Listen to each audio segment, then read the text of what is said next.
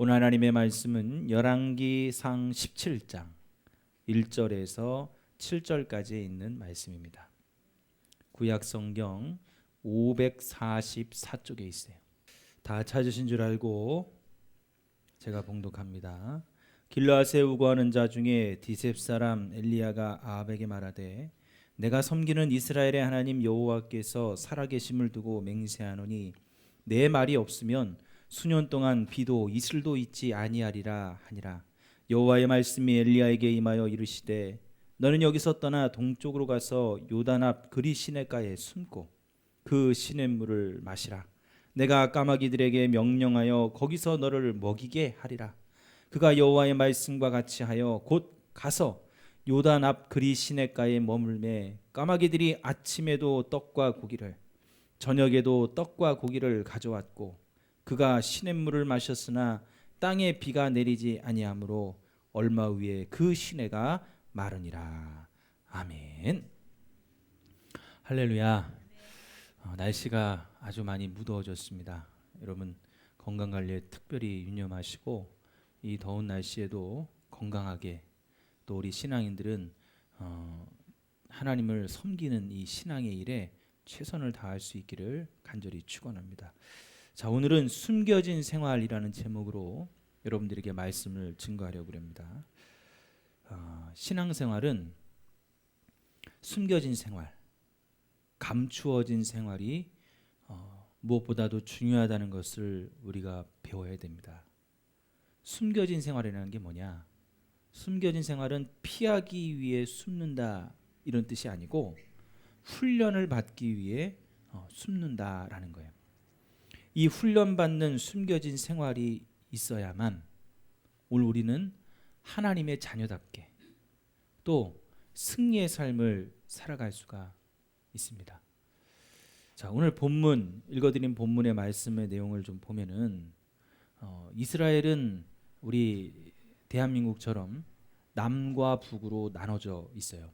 그래서 북쪽은 북이스라엘, 남쪽은 남유다 이렇게 나눠져 있습니다. 자, 그런데 이 북이스라엘의 왕인 아하방 시대에 엘리야라는 선지자가 활동을 했습니다. 그 엘리야 선지자에 관한 이야기예요. 엘리야는 참 멋지고 능력 있는 선지자였어요. 오늘 1절에 보니까 바알을 섬기는 아하방에게 큰 소리로 선포합니다. 디셋 사람 엘리야가 아합에게 말하되 내가 섬기는 이스라엘의 하나님 여호와께서 살아계심을 두고 맹세하노니 내 말이 없으면 수년 동안 비도 이슬도 있지 아니하리라. 담대하게 얘기하죠. 왕한테 부패하고 타락한 시대에 우상을 섬기는 자들, 이 왕이 아하방이 왜 우상을 섬기게 됐어요? 원래는 하나님을 섬기는 대대로 내려오는 왕족이었는데 두로와 시돈에 있는 그 이세벨 여왕 이세벨을 자기 아내로 맞아들이면서 이세벨이 섬기는 그 신도 바알 신도 같이 들여오게 되죠. 그래서 아하방이 그 아내를 따라 바알을 섬기고 이스라엘 나라가 하나님이 아닌 바알을 섬기는 나라로 가도록 그렇게 조장을 하고 있었습니다. 자, 그래서 그 우상을 섬기는 자들 아하방을 비롯해서 이세벨 여왕과 그 바알을 섬기는 모든 자들에게 무서운 경고를 하는 겁니다. 하나님의 살아계심을 두고 맹세하노니 하나님을 제대로 섬기지 않는 너희에게 내 말이 없으면 수년 동안 비도 이슬도 오지 아니하리라. 근데 이렇게 담대하게 선포한 뒤에 바로 이어 대단한 능력이 나타난다든지 갈멜산에서의 그 승리처럼 850명의 선지자들과 대결해서 승리하는 그런 놀라운 일들이 나타나야 될 텐데 하나님께서 오늘 엘리야에게 뭐라고 얘기하시냐면 도망가라는 거예요. 어디로? 그리 시냇가로 도망을 가라는 거예요. 엘리야가 하나님 말씀대로 도망을 갔습니다. 그로부터 3년 동안 엘리야는 숨어 살아야 됐어요. 처음에 큰 소리 쳤는데 야, 너희들 정말 하나님 잘 섬기지 않잖아. 하나님 말씀하셨어. 하나님의 살아계심을 두고 내가 맹세하는데 수년 동안 비도 이슬도 오지 않을 거야. 그러면 하나님이 막 능력을 이 엘리야에게 부어줘서 승리하는 모습을 보여줘야 되지 않겠어요? 근데 하나님이 도망가라고 그런 거예요. 숨어 살라고 그런 거예요. 그래서 그렇게 3년 동안이나 숨어 살아야 되는 자신의 모습이 이해가 되지를 않았습니다. 한심해 보였습니다. 그곳에서 시냇물을 마시며 먹을 것도 없어요. 까마귀가 물어다 주는 떡과 고기를 먹고 지냈습니다. 얼마 지나지 않아서 가뭄으로 인해 시내가 다 말라버리는 거예요. 자, 이게 오늘 여러분들에게 읽어드린 말씀의 내용입니다. 자, 근데 이 본문에서 우리가 궁금한 게 뭐냐? 하나님은 왜 엘리야에게 도망가라고 시켰을까? 물론 이것은 하나님이 아합 왕으로부터 엘리야를 보호하시기 위해 그렇게 말씀을 하셨을 수도 있습니다. 하지만 우리 생각에는 오히려 도망보다 놀라운 승리를 나타내 주는 것이, 하나님의 특별한 능력을 나타내 주는 것이 아합 왕이 엘리야를 괴롭히거나 또 우상 숭배자들이 엘리야를 괴롭히고 하는 것보다 그들을 능력을 나타내서 물리치는 것이 더 낫지 않겠습니까? 더 엘리야를 보호하는 것이 되지 않을까요? 하나님은 충분히 그렇게 하실 수 있는 능력이 있었음에도 불구하고 아무도 없는 쓸쓸한 시냇가, 먹을 것도 없는데 까마귀가 물어다 주는 떡과 고기를 먹게 하시면서 비도 오지 않아 시냇물도 말라버린 아주 그 비참한 자리에 3년 동안이나 엘리야가 숨어 살도록 하셨다는 거죠. 그 이유가 뭐냐? 그것은 다른 게 아니라 엘리야에게 숨겨진 생활이 필요했다는 겁니다. 갈멜산의 그 놀라운 승리가 있기 전에, 또 그 승리가 있은 다음에도 숨겨진 생활이라는 것이 필요하다는 거예요. 여러분, 엘리야의 모습을 잘 보세요. 엘리야는 갈멜산에서 하나님의 불이 막 하늘에서 기도할 때 쫙 내려와서 그 물이 엎어져 있는 재물을 다 태우고 물도 다 핥아버리는 그 놀라운 능력이 18장에 나오잖아요. 근데 그 놀라운 역사가 나오는 바로 전에 하나님이 숨어 살도록 도망가라고 했단 말이에요. 자, 그러면 도망갔다가 그런 놀라운 승리를 경험했으면 그 다음부터는 승승장구해야 되잖아요. 근데 다시 또 광야로 엘리야를 도망가게 하신 거예요.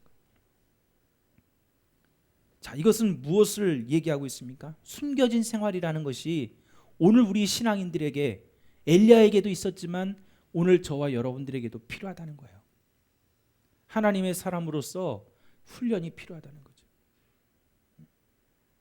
그러니까 다시 말해서 열왕기상 18장에 나오는 그 놀라운 승리는 17장에서의 숨겨진 생활, 훈련의 결과였던 겁니다. 그 숨겨진 생활이 끝나고 한 여인의 고백이 나오죠. 17장 24절에 있는 말씀이에요.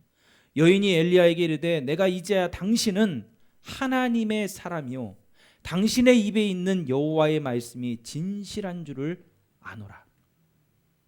무슨 말입니까? 숨겨진 삶을 사는 동안 엘리야가 진짜 하나님의 사람 엘리야가 되었다는 얘기예요. 능력을 나타낼 때 하나님의 사람이라고 사람들이 칭송한 게 아니고 숨겨진 생활 가운데서 훈련받는 동안, 그 훈련이 끝나는 그 순간에 진정한 하나님의 사람이라는 고백이 사람들로부터 나오게 되었다는 거죠. 뿐만 아니라 엘리야의 입에서 나오는 모든 말이 사람의 말이 아니라 하나님의 말씀임을 인정하게 되었다는 거예요. 우리도 마찬가지입니다. 우리는 엘리야와 같은 상황이 되면 꼭 이런 질문을 하죠. 하나님, 저를 왜 이런 고통스러운 상황에 놓이게 하시는 겁니까? 하나님, 왜 우리에게는 꿈과 기대와 희망으로 시작을 했는데 낙심을 주고 좌절을 주시고 실망을 겪게 하시는 겁니다. 우리가 전혀 생각지도 않았던 상황에 당황하고 실망스러울 때가 많죠. 분명히 이제는 이 타이밍에는 성공이 있어야 되고, 이제는 뭔가 빛을 봐야 되고, 이제는 뭔가 승리함이 있어야 되고, 이제는 뭔가 좀 일이 풀려져야 될 시기가 왔는데 그렇지 않은 거예요. 그거에 당황하고 그거에 실망을 하죠. 하지만 우리가 반드시 알아야 될 게 있습니다. 하나님은 오늘날 우리의 성도들에게 큰 은혜와 축복, 위대한 승리를 주시기 전에 이렇게 외롭고 고적하고 말라가는 그리 시냇가에서 숨어 있게 하시는 그 섭리가 있은 다음에야 비로소 빛나는 영광의 날이 오게 하신다는 거예요. 그게 성경의 원리요 진리라는 겁니다. 모세가 이스라엘 민족의 대지도자가 되기 전에 하나님의 그를 단번에 들어 쓰시지 않았죠. 미디안 광야에서 숨겨진 생활이 있었어요. 몇 년을? 40년을. 잘만 하면 애굽의 왕도 될 수 있었습니다. 하지만 어처구니 없이 목동이 되어서 미디안 광야에서 양을 칠 줄 누가 알았겠어요? 인적이 드문 고요한 광야에서 양떼를 치는 고생만 하는 숨겨진 40년의 생활이 있을 줄을 누가 알았겠습니까? 근데 그 광야에서 40년을 보내던 그 모세에게 누가 나타나십니까? 불꽃 가운데서 하나님이 나타나셔서 모세를 부르시고 위대한 지도자가 되게 하셨어요. 요셉도 보세요.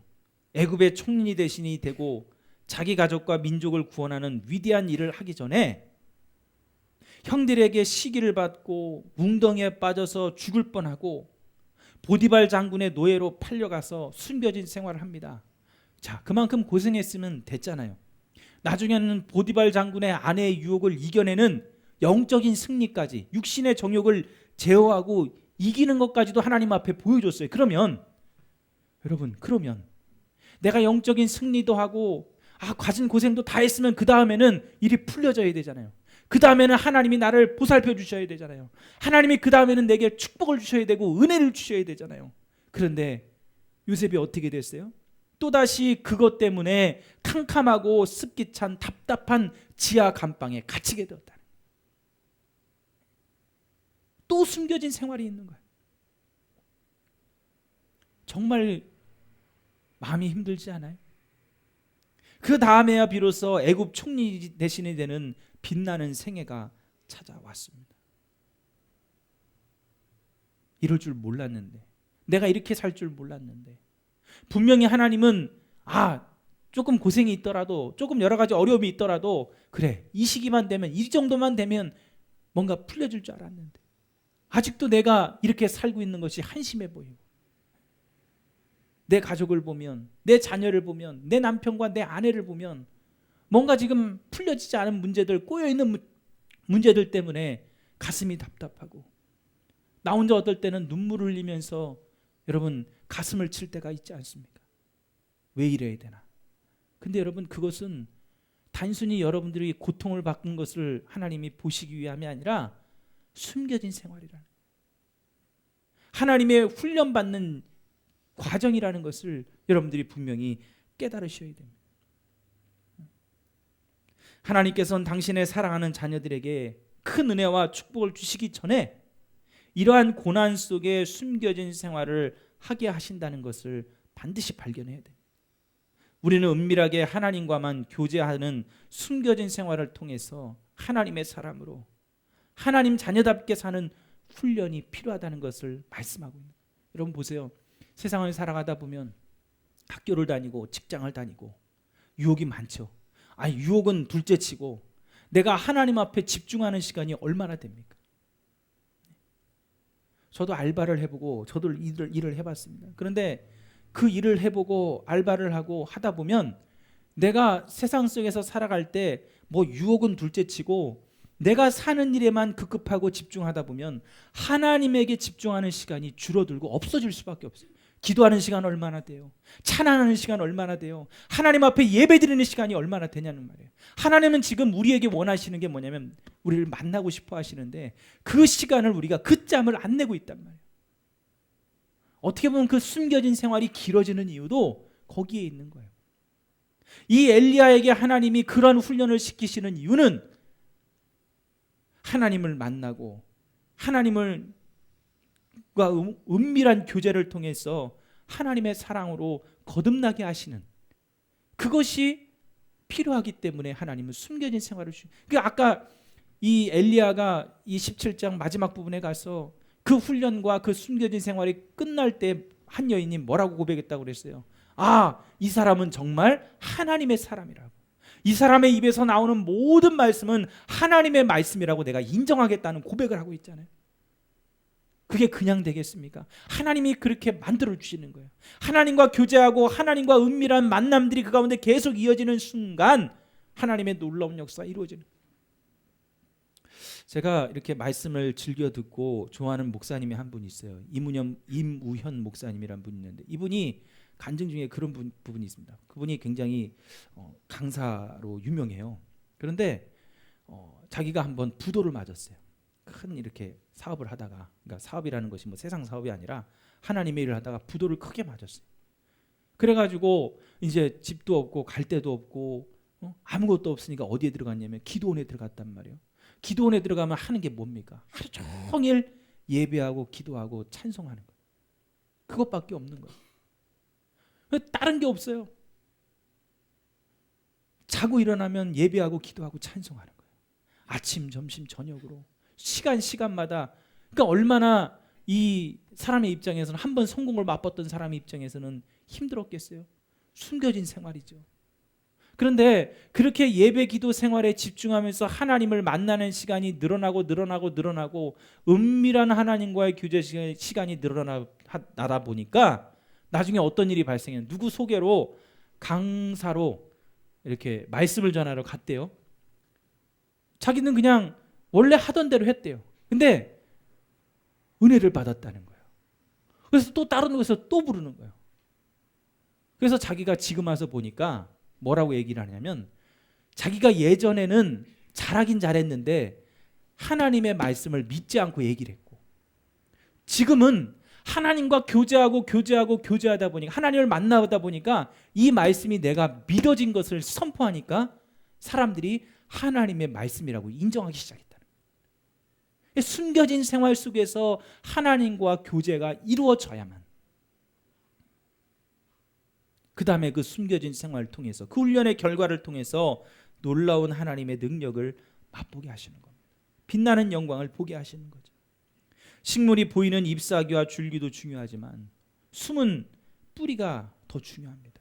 다 드러내 보이고 싶다고 열매와 꽃을 드러내 보이다가 나중에 뿌리까지 드러내 보이면 다 말라서 죽어버리는 겁니다. 숨겨진 일이 없이 드러나는 것은 위험한 거예요. 우리는 때로 밀실에 들어가서 몇 시간이라도 하나님과 교제하는 고요한 숨겨진 생활이 필요합니다. 숨겨진 생활을 했기 때문에 영광스러운 축복의 날을 주시는 거예요. 숨겨진 생활의 훈련이 인간적인 수단 방법으로 사람의 인기를 유지해 보려고 하는 것처럼 비참하고 가련하고 불안한 일은 없는 겁니다. 다윗의 수하에는 대단한 용사들이 많았어요. 그 중에 대표적인 장수가 요압이라는 장군입니다. 이 요압은 빼어난 무장으로 다윗에게 충성스러운 장수였어요. 하지만 그는 결정적인 순간에 다윗의 뜻을 따르지 않고 자기의 마음대로 행동을 하죠. 그 중에 하나가 다윗이 반란을 일으킨 자기의 아들 압살롬을 죽이지 말라고 요압에게 명령이 아니라 부탁을 했어요. 근데 도망가다가 그 긴 머리카락 때문에 나무에 대롱대롱 매달린 그 압살롬, 다윗의 아들을 이 요압 장군이 어떻게 합니까? 살려 데리고 가야 되는데 창으로 그 매달린 압살롬을 찔러 죽이는 사건이 나오죠. 근데 이러한 일을 하나님이 놓치지 않고 성경에 기록을 하고 있다는 거예요. 왜? 하나님은 요압과 같은 장수를 기뻐하지 않으신다는 것을 보여주는 겁니다. 그래서 하나님은 우리가 요압처럼 되지 않게 하시려고 숨겨진 생활을 통해 훈련이 필요하다고 하는 거예요. 나로 하여금 하나님의 사람이 되게 하시는 겁니다. 여러분, 신앙인들로서 꼭 필요한 것이 하나님의 사람이 되어야 됩니다. 여러분이 세상에서 세상 사람들에게, 아니 일하는 중에 학교에서 여러분이 인정을 받으려면 다른 게 없어요. 하나님의 사람이 되면 인정받을 수 있어요. 하나님이 인정하시면 사람들도 인정하게 되어져 있는 겁니다. 이 훈련을 받지 않는 사람은 조금만 상황이 좋아지면 하나님 앞에서 마치 자기가 대단한 사람인 것처럼 자기 목소리와 생각을 주장하죠. 하지만 위험한 겁니다. 자, 그러면 숨겨진 생활이 왜 필요합니까? 하나님만 의지하는 법을 가르쳐주기 위해서죠. 그러면 숨겨진 생활의 훈련이 어떤 훈련이 있을까? 엘리야에게 하신 하나님만 의지하는 법을 하나님은 어떻게 숨겨진 생활 속에서 가르쳐주고 있었을까요? 먼저는 순종의 훈련이었습니다. 우리는 잘 알고 너무나 단순한 훈련이지만 엘리야에게 오늘날 우리에게 꼭 필요한 훈련은 순종의 훈련이에요. 2절을 보면 여호와의 말씀이 엘리야에게 임하여 이르시되, 자, 1절의 가뭄에 대한 예언을 한 엘리야에게 오늘 2절 앞부분에 나온 이 말이 있어야 되는데 없습니다. 하나님의 말씀이 임했다는 말이 있어야 되는데 없다는 거죠. 왜냐? 엘리야는 하나님의 선지자요, 하나님의 말씀을 받아 그것을 순종하는 하나님의 사람. 근데 엘리야가 1절에 보니까 하나님의 말씀을 주시기도 전에 선포한 거예요. 그리 시냇가로 가는 것도, 사르밧 과부에게 가는 것도 모든 것을 하나님의 말씀에 따라서 한 엘리야가 가뭄에 대한 선포는 하나님의 말씀이 떨어지지 않았는데도 자기가 하나님의 살아계심을 맹세하여 선포했다. 하나님이 엘리야에게 숨겨진 생활을 통해서 훈련하신 것은 이것입니다. 순종이죠. 하나님의 말씀이 앞장서야 되는데 자신의 뜻과 자기의 말과 자기의 감정과 자기의 능력이 앞장서 있었다는 것을 보여주는 겁니다. 순종의 훈련이 필요해 있는 거예요. 신명기 11장에 보면은 이런 말씀이 있어요.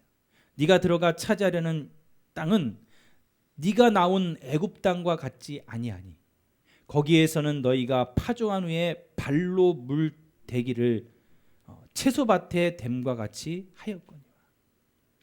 자, 하나님은 애굽 땅과 이스라엘 백성이 들어가는 가나안 땅을 비교하고 있어요. 자, 비교하시면서 그들이 가나안 땅에서 어떻게 살아야 되는지를 말하고 있습니다. 먼저 하나님은 애굽 땅의 특징이 힘들지 않고 채소를 밭에 물에 댈 수 있는 곳이라고 말하고 있어요.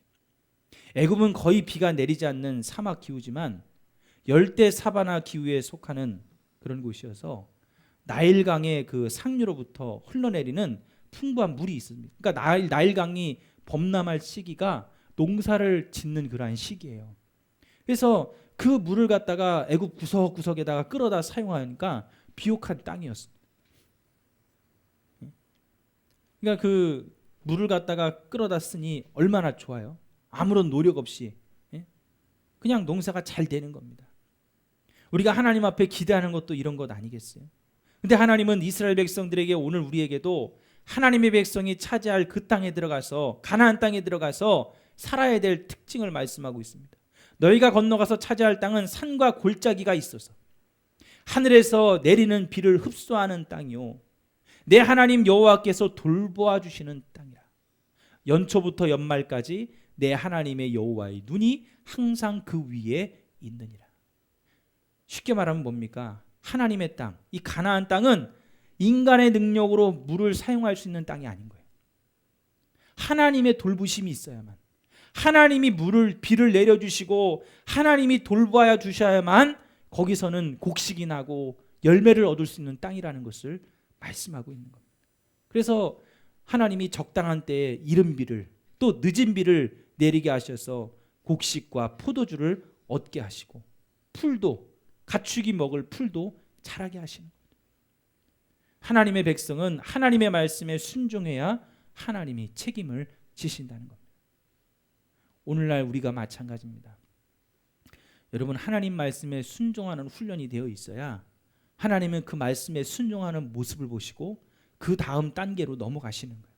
오늘 엘리야에게도 마찬가지야. 하나님 말씀에 순종하는, 야, 까마귀가 물어다 주는 고기를 먹어라, 떡을 먹어라, 거기에 시냇가에 흐르는 물을 마셔라. 하나님이 하나하나 말씀하시는 것에 순종하는 그 훈련이 3년 동안 이루어지면서 그 순종이 이루어진 다음에야 비로소 하나님의 다음 단계를 행하신다는 거죠. 하나님 우리가 가진 능력이나 지식이나 물질을 보는 게 아닙니다. 순종하는 믿음을 보시는 겁니다. 예배 생활에 순종하는지, 하나님의 말씀에 순종하는지, 하나님의 뜻에 순종하는지, 하나님이 우리 가운데 약속하시는 그 약속의 말씀을 기억하면서 순종하며 나가는지를 하나님이 보시는 겁니다. 그게 바로 엘리야가 했던 숨겨진 생활을 통한 훈련이었어요. 오늘 저와 여러분들도 이 순종의 훈련, 이 순종의 모습이 여러분의 삶에 있으셔서 하나님의 놀라운 빛의 영광이 여러분의 삶에도 나타날 수 있기를 간절히 축원합니다. 두 번째로 숨겨진 생활에 어떤 훈련이 있었냐? 신뢰 훈련이죠. 자, 6절에 보니까 까마귀들이 아침에도 떡과 고기를, 저녁에도 떡과 고기를 가져왔고 그가 시냇물을 마셨으나. 산속에 숨어서 그리 시냇물을 마시면서 까마귀가 물어다 주는 음식을 먹고 살려니 하나님이 아니면 안 돼요. 그 외엔 먹을 게 없거든요. 하나님이 까마귀를 통해서 떡과 고기를 가져다 주셔야만 살 수 있는 거예요. 그걸 먹을 수 있는 거예요. 근데 시냇물마저 말라버리죠. 시냇물이 마른 후에도 어느 부잣집에서 얻어먹게 하지 않고 가난한 과부가 자기 아들과 마지막 식사할 음식까지 빼앗아서 먹게 하셨으니 얼마나 참 하나님 대단하시지 않습니까? 왜 그랬습니까? 하나님은 엘리야가 하나님의 공급과 인도하심만을 전적으로 신뢰하는 훈련을 시키기 위해서요. 그리시네가라는 말에서 그 그릿의 뜻은 단절을 의미합니다. 외부 세계와 완전히 단절된 고독한 광야. 그 광야에서 하나님만 바라보는 신뢰의 훈련. 오늘 우리의 숨겨진 생활 속에서도 이 신뢰가 있기를 하나님은 원하세요. 하나님은 하나님 위에 사람이나 물질을 의지하고 신뢰하면 반드시 그 사람이나 물질을 통하여 실망을 시킵니다. 문제는 신앙은 하나님만 바라보기를 원하는데 현실을 보면 그게 안 되기 때문이죠. 하나님에 대한 신뢰는 신앙과 현실이 항상 연결되어 있다는 것을 깨달아야 됩니다. 엘리야에게 하나님의 믿을 존재가 없음을 깨닫게 하기 위해서 어떻게 하셨어요? 까마귀를 통해서 공급하십니다. 레위기의 까마귀는 부정한 짐승으로 사람이 가까이에서는 안 됐어요. 뿐만 아니라 까마귀는 자기가 가진 것을 남에게 주지 않는 새입니다. 그러나 하나님의 명령이니 까마귀조차도 하나님의 말씀에 순종했어요.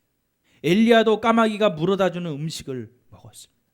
하나님만 바라보는 신앙을 소유했다면 현실에서도 어떠한 일을 하고 있든지 간에 하나님을 철저히 신뢰하고 말씀을 따라야 되는 거예요. 그러면 하나님은 우리 주변에 까마귀들을 준비해 주시는 거예요. 내가 생각지도 않았던 까마귀들이 준비되어서 그 까마귀가 물어다 주는 것을 통해 우리의 삶을 바꾸어 주시는 겁니다. 우리 눈에 보기에는 아무런 도움이 되지 않을 것 같고 오히려 불편하게만 할 것 같아 보이는 아무런 기대도 하지 않았던 존재들을 통해서 하나님은 우리에게 은혜를 공급해 주시는 겁니다. 여러분, 여러분의 숨겨진 생활은 지금 어디 있습니까? 여러분의 숨겨진 생활은 무엇입니까? 엘리야와 같이 숨겨진 생활 속에 하나님이 주시는 훈련을 받고 있습니까? 아니면 제발 좀 이 시기야 빨리 지나가라. 이 고됐고 고통스럽고 어려운 시기가 빨리 끝나야 될 텐데 그러면 여러분 조급해하고 있습니다. 우리의 육신도 지혜도 건강도 아무것도 의지해서는 안 되고 오직 하나님만 날마다 바라보는 생활, 그것이 숨겨진 생활을 통해 우리에게 주시는 하나님의 훈련입니다. 사랑하는 성도 여러분, 지금 나쁜 환경, 지금 고통스러운 상황 때문에 낙심하고 절망하지 마십시오. 숨겨진 생활은 연단이고 기회입니다. 반드시 여기서 빠져나갈 기회는 옵니다. 근데 여러분이 그 숨겨진 생활 속에서 훈련을 받고 있느냐는 거예요. 하나님이 원하시는 것을 지금 여러분들이 하나님 앞에 행하고 있느냐는 거예요. 그것이 있다면 하나님은 그것이 끝난 이후에 분명히 빛나는 영광을 여러분들에게 보여주실 겁니다. 그 놀라운 역사가 저와 여러분들의 삶에 충만하기를 간절히 축원합니다. 기도하시겠습니다.